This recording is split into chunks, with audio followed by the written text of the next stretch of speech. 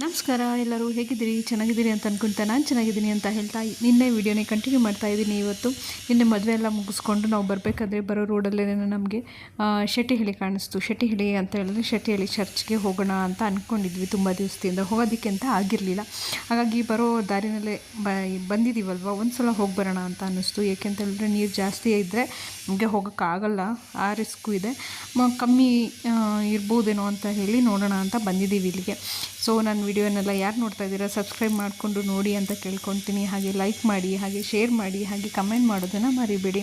ಹಾಗೆ ಯಾರೆಲ್ಲ ಶೆಟ್ಟಿಹಳ್ಳಿ ಚರ್ಚ್ಗೆ ಬಂದಿದ್ದೀರಿ, ಹಾಗೆ ಯಾರೆಲ್ಲ ಶೆಟ್ಟಿಹಳ್ಳಿ ಚರ್ಚನ್ನ ನೋಡಿದ್ದೀನಿ ಕೆಳಗಡೆ ಕಮೆಂಟ್ ಮಾಡಿ. ಹಾಗೆ ತುಂಬ ಚೆನ್ನಾಗಿತ್ತು. ಬ್ಯಾಕ್ ವಾಟರ್ ಅಂತೂ ಸಕ್ಕದಾಗಿದೆ ನೋಡಿ, ಅಲ್ಲಿ ಎಷ್ಟು ಚೆನ್ನಾಗಿ ಕಾಣ್ತದೆ. ಹೊರಗಡೆ ದೂರದಿಂದ ಅಂತೂ ಸಕ್ಕದಾಗಿ ಕಾಣಿಸುತ್ತೆ. ಹಾಗೆ ಮತ್ತು ನಿಮಗೆ ಪ್ರೀ ವೆಡ್ಡಿಂಗ್ ಶೂಟ್ಗೆ ಆಗಿರ್ಬೋದು, ಆಮೇಲೆ ಶೂಟ್ಸ್ಗೆಲ್ಲ ಸಕ್ಕತ್ತಾಗಿದೆ ಪ್ಲೇಸು, ಅದು ಮಾತ್ರ. ಆದರೆ ಅಲ್ಲಿ ಹೋದರೆ ಏನೂ ಇಲ್ಲ. ಅಲ್ಲಿ ಹೋಗೋಕ್ಕೆ ಏನಿದೆ ಇಲ್ಲಿ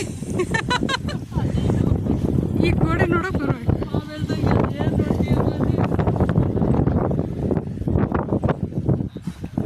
ಆದರೆ ಶೂಟಿಂಗಿಗೆಲ್ಲ ಚೆನ್ನಾಗಿದೆ ಅಷ್ಟೇ. ಒಂಥರ ಈಗ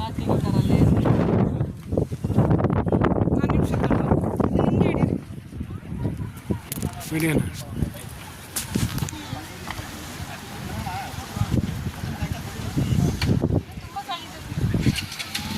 ಇದು ಇಟ್ಕೊಳ್ಳಿ ಆಗ್ತಾ ಇದೆಯಲ್ಲ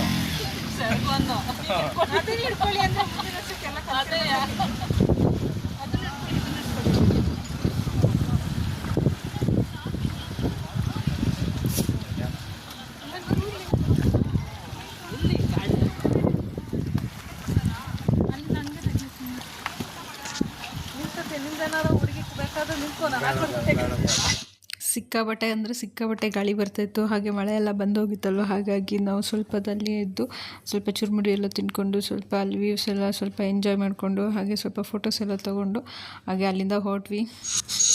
ಮದುವೆ ಎಲ್ಲ ಮುಗಿಸ್ಕೊಂಡು ಹಾಗೆ ಚೆನ್ನಾಗಿ ಊಟ ಮಾಡಿಕೊಂಡು ಅಲ್ಲಿಂದ ಶೆಟ್ಟಿಹಳ್ಳಿ ಚರ್ಚ್ ನೋಡಿಕೊಂಡು ಅಲ್ಲಿ ಮನೆಗೆ ಬಂದ್ವಿ. ಮನೆಗೆ ಬಂದು ನೋಡಿದ್ರೆ ನೀರು ಖಾಲಿಯಾಗಿಬಿಟ್ಟಿತ್ತು ಮೇಲೆ.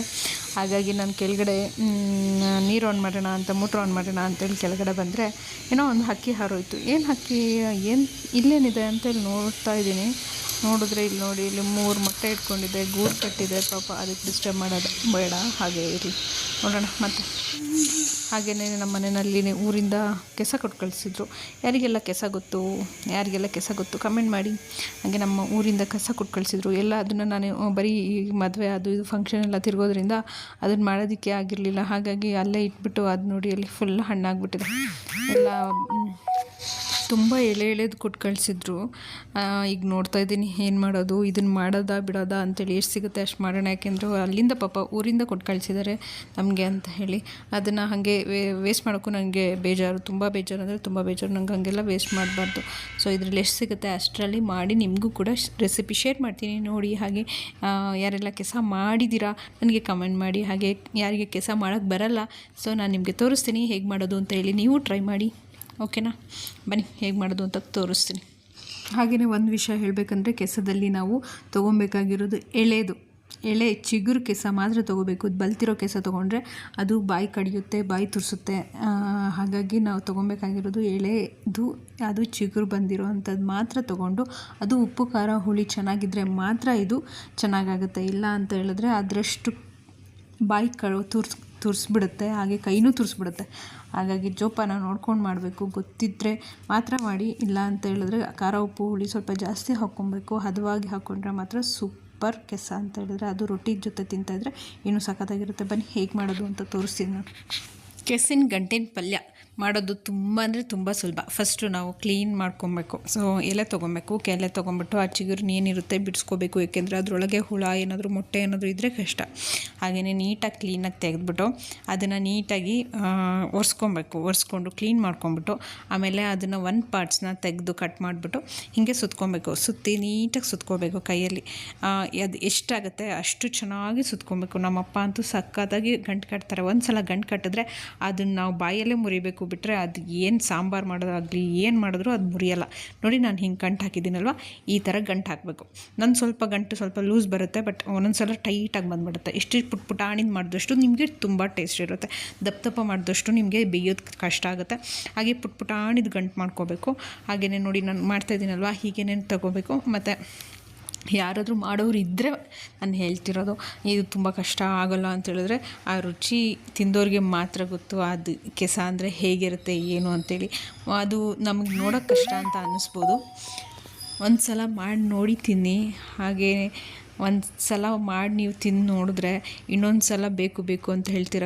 ಮಾಡೋ ಕಷ್ಟ ಅಂದರೆ ಮಾಡೋದು ತುಂಬ ಸುಲಭ, ಆದರೆ ಇದನ್ನು ಕೆಸ ಕಟ್ಟೋದಿದೆಯಲ್ಲ, ಈ ಕೆಸ ಕಟ್ಟೋದೇ ಸ್ವಲ್ಪ ಕಷ್ಟ ಅಂತ ಅನಿಸೋದು ಅಷ್ಟೇ. ಬಿಟ್ಟರೆ ಇನ್ಯಾವುದು ಅದನ್ನು ಮಾಡೋದಂತೂ ತುಂಬ ಅಂದರೆ ತುಂಬಾ ಸುಲಭ. ನಾನು ಹೇಗೆ ಮಾಡೋದು ಅಂತ ತೋರಿಸ್ತೀನಿ. ಯಾರಿಗಾದರೂ ಕೆಸ ಕಟ್ಟೋದು ಗೊತ್ತಿಲ್ಲ, ಹೇಗೆ ಕಟ್ತಾರೆ ಕೆಸನ ಅಂತೇಳಿ ಅಂತ ಅಂದ್ಕೊಂಡಿದ್ರೆ ನಾನು ಅದನ್ನು ತೋರಿಸ್ತಾ ಇದ್ದೀನಿ ಅಷ್ಟೇ. ಎಲ್ಲ ಬಿಡಿಸಿ ನಮಗೆ ಸಿಕ್ಕಿದ್ದು ಇಷ್ಟೇ. ಇವಾಗ ಸುಮ್ಮನೆ ಹಿಂಗೆ ಎಲ್ಲ ಗಂಟು ಹಿಂಗೆ ಕಟ್ಟಬೇಕು. ನೋಡಿ ಗಟ್ಟಿ ಈ ಥರ ಎಲ್ಲ ಗಟ್ಟಿ ಕಟ್ಟಬೇಕು. ಆಮೇಲೆ ಸ್ವಲ್ಪ ವೇಸ್ಟ್ ಆಗೋಗಿತ್ತು, ತುಂಬ ವೇಸ್ಟ್ ಆಯಿತು. ನನಗೆ ಸಿಕ್ಕಿದ್ದು ಇಷ್ಟೇ. ಇದನ್ನೇ ಸ್ವಲ್ಪ ಹಂಗೆ ಫ್ರೈ ಮಾಡೋಣ. ನಮ್ಮ ಹತ್ರ ಇವಾಗ ಸ್ವಲ್ಪ ಗಂಟಿರೋದ್ರಿಂದ ಸ್ವಲ್ಪ ಚಿಕ್ಕ ಬಾಣಲೆಗೆ ಸ್ವಲ್ಪ ಎಣ್ಣೆ ಹಾಕ್ಕೊತಾ ಇದ್ದೀನಿ. ಸ್ವಲ್ಪ ಎಣ್ಣೆ ಹಾಕೋಣ, ಯಾಕೆಂದರೆ 4 ಇರೋದಲ್ವ ಗಂಟು, ಹಾಗಾಗಿ ಅದಕ್ಕೆ ಸ್ವಲ್ಪ ಎಣ್ಣೆ ಕಡಿಮೆ ಸ್ವಲ್ಪ ಜೀರಿಗೆ ಹಾಕೋಣ. ಜೀರಿಗೆ ಆದಮೇಲೆ ಸ್ವಲ್ಪ 4 ಅಷ್ಟೇ ಬೆಳ್ಳುಳ್ಳಿ ಹಾಕೋಣ. ಬೆಳ್ಳುಳ್ಳಿ ಹಾಕಿ ಅದನ್ನು ತಿರ್ಸೋಣ.